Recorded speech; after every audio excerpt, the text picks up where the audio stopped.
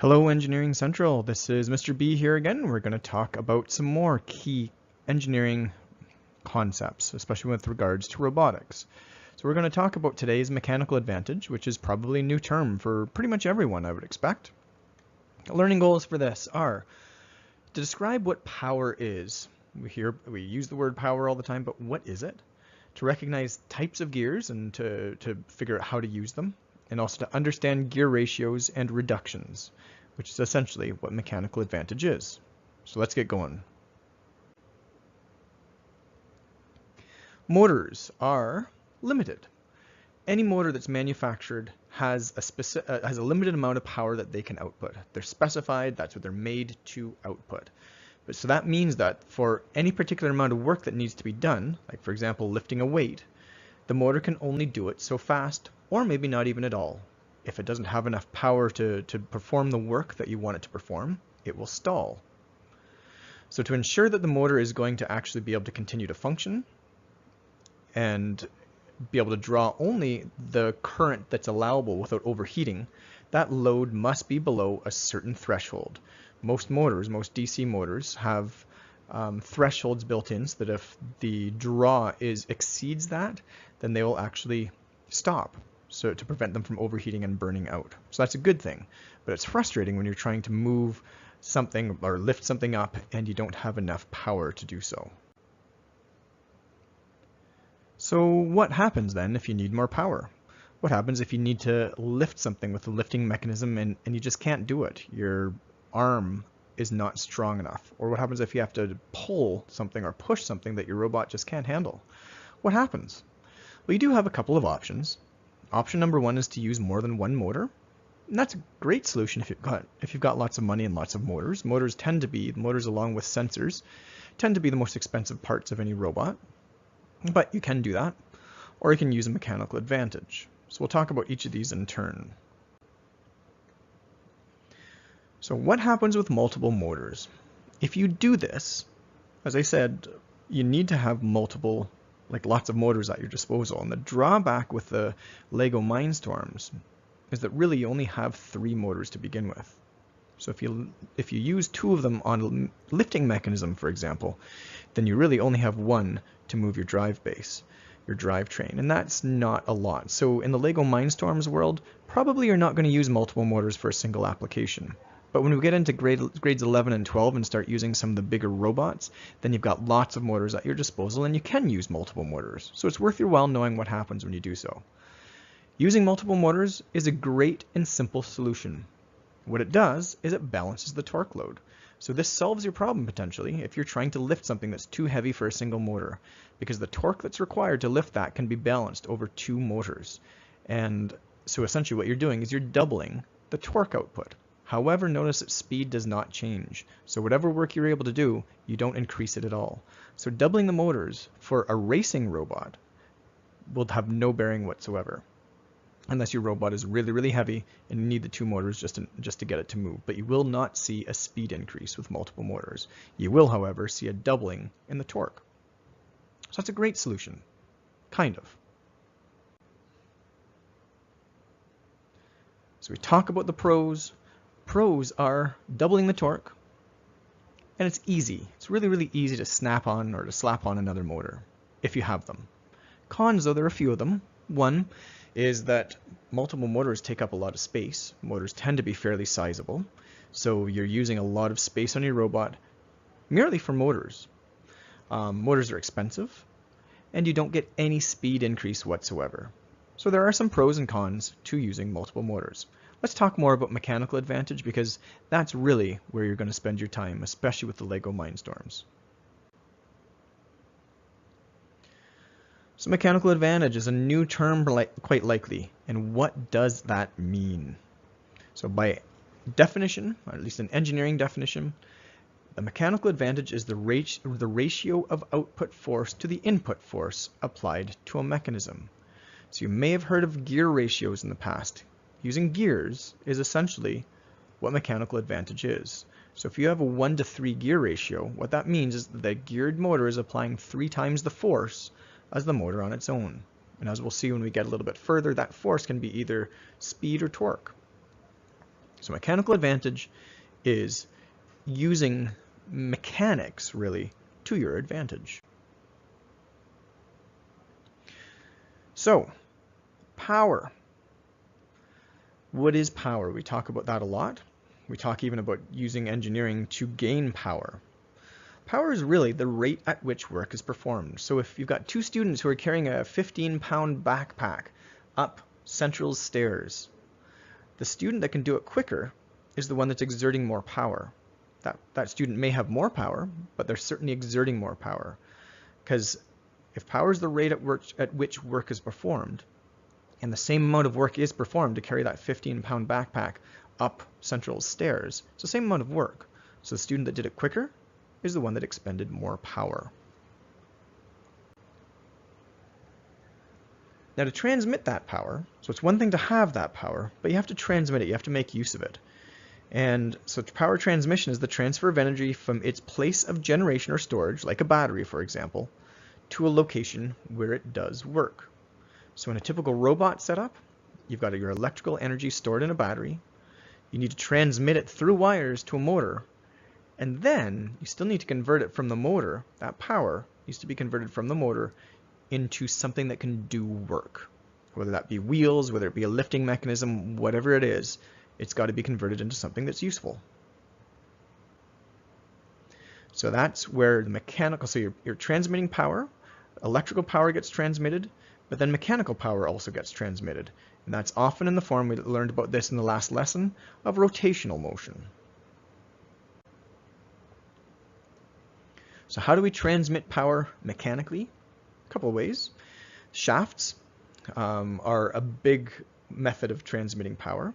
They transfer motion from point to point, like the drive axle of a car would be a shaft. And typically you are transferring the power using keys, splines, or polygonal shafts, and they transfer the power from the motor along the shafts to whatever is connected to the shaft. So in the images here, you can see that some gears are connected to the shafts. So you're transmitting power from the motor to the gear through the shaft. So gears are probably the most common method of mechanical power transmission. So this is where we really get into mechanical advantage. We're using the mechanical properties of gears to our advantage to transmit power, to increase power, to change power. And there are lots of different kinds of gears, so let's look at some of the more common ones really, really briefly. Bevel gears, not surprisingly, are on a bevel. They transfer motion between two shafts that have intersecting axes of motion. And they're used to transmit power usually between shafts at an angle. So if you're transmitting power through shafts at an angle, then bevel gears are what you want. Now they're not super common in the robot kits that we have, although in grades 11 and 12 we can play with bevel gears because we do have some. Crown gears are another common type of gear. Similar to bevel gears, they transmit power, transfer motion between two shafts that have intersecting axes of motion, just like bevel gears. Now worm gears are interesting, and we do have these in our LEGO Mindstorm kits. So you've got a gear and a wheel here, and they mate together to transfer power between perpendicular shafts that have axes of rotation offset from each other. So notice that you're transmitting power on shafts that are perpendicular to each other, but the motion is even different. They're really, really good because they don't take up a lot of space. They're great for small form factors. And note that whenever you're doing this, the worm gear drives the worm wheel, not the other way around. So these are great for applications where the mechanism won't be back-driven, because you can't back-drive it. If the worm gear has to drive the worm wheel, then you can't drive from the wheel. So these are worm gears. We'll probably be playing with them in grade 10 and possibly in grades 11 and 12 as well. So rack gears, you've probably heard of rack and pinion steering. Well, that's what we're talking about here. Rack and pinion gear systems. They're a linear gear system when torque is applied to the spur gear. So if we've got a spur gear right here, the spur gear, or is the pinion gear, the round one right here. So if power is applied there, that spins, and then the rack gear, this guy, it moves back and forth based on the rotation of the pinion gear. So this is where any kind of modern car uses rack and pinion steering. So when you move the steering wheel, this pinion gear moves along with it. It turns, but then the wheels rotate, or the wheels turn in a linear fashion. So what this is doing is it's converting rotational motion of the steering wheel and the pinion gear into linear motion of the rack gear. Okay, spur gears are the most common that we'll be using, and they transfer motion between two shafts running parallel to each other.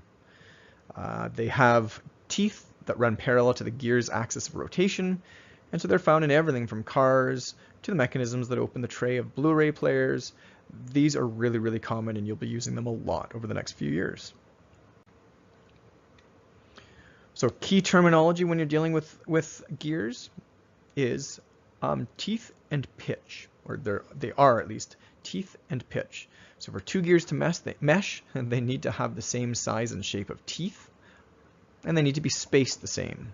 So that's the teeth, the number of teeth. They need to have the same size of teeth, and they need to be spaced the same, which is pitch. So these gears over here, if we take a look over here, which gear is going to mesh with this? So this is one that's key, and you can see all the different teeth on it. Which one's going to mesh? Well, this one's not. This one's not. This one will. Okay, let's get into gear ratios. That's some of the really, really important stuff and some of the really useful stuff that you're going to be using a lot to figure out how to build your robots. So gears, we've been talking mostly about transferring power, but they can also adjust the mechanical advantage of a mechanism. So this is where we really get into mechanical advantage. For example, a motor that's fast but has very little torque might be unable to lift a heavy load. So what can you do if you have a load that it's too heavy for a motor? Well, you can either add two motors or another motor, or you can use mechanical advantage in the form of gears. So the easiest way to explain gear ratios is to think about bicycles. Everybody probably has ridden a bike.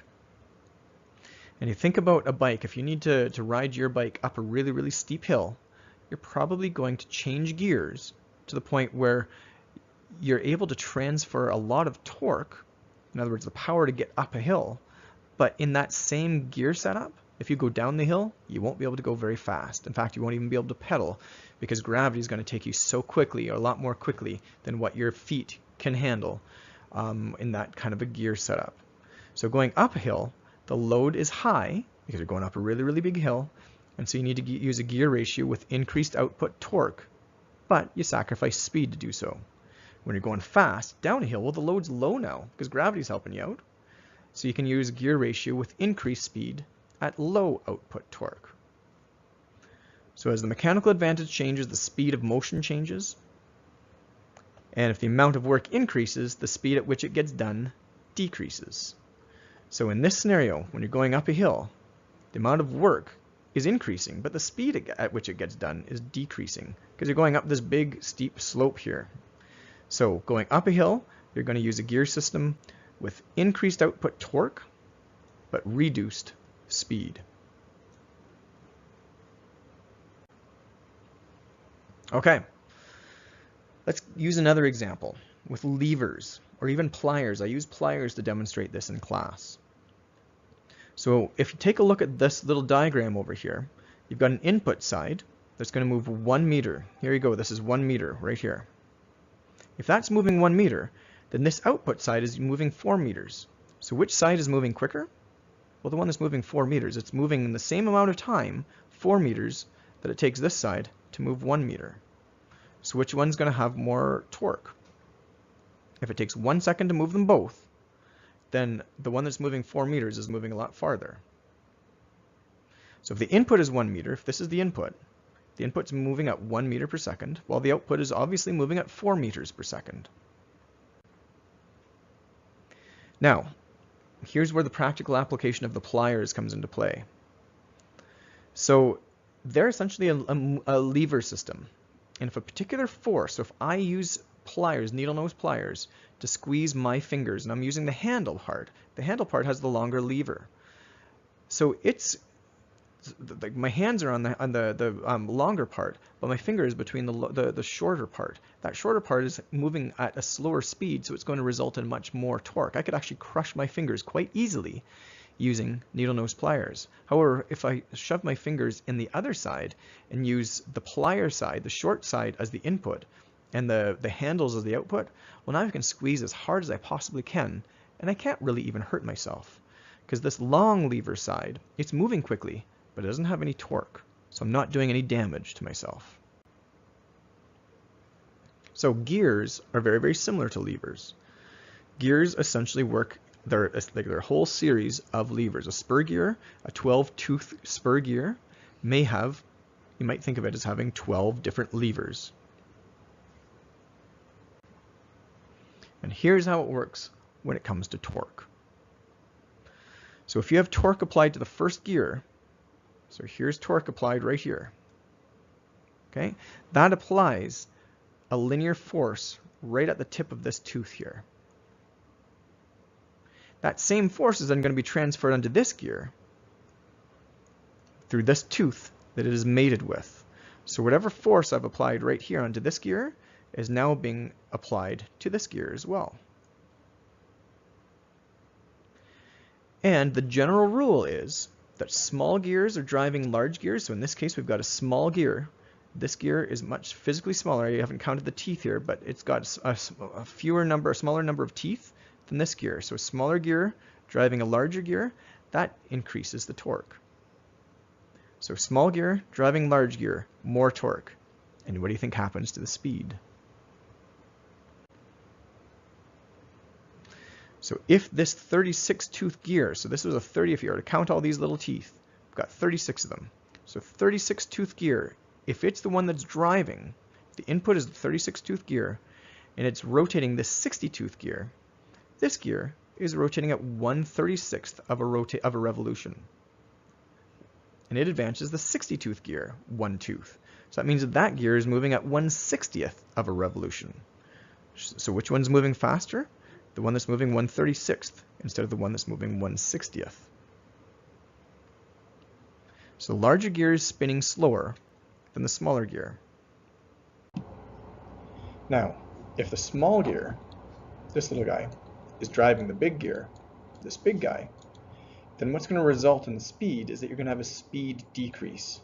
Because if this 36-tooth gear is lined up with the motor and is spinning at the same number of RPMs or revolutions per minute as the motor is, then it's going to be moving at a particular speed. But because this one moves slower, because it's got 60 teeth, it's moving at 1/60th of per second, for example, as opposed to 1/36th per second, then this one's going to be moving slower. And so whatever happens, whatever's attached to this gear and is rotating at the same RPM as it, let's say a wheel, then you're going to have a speed decrease. Now we already saw in the previous slide that you get a torque increase, but you get a speed decrease. Now if you go the other way, where the large gear is driving the small gear, so now this gear is driving this gear, then you get the exact inverse, so speed increase, because this guy is rotating at 1/60th of a rotation per second, let's say, and this one is mated with this one that's moving 1/36th. Then clearly whatever's attached to this is going to be moving significantly quicker.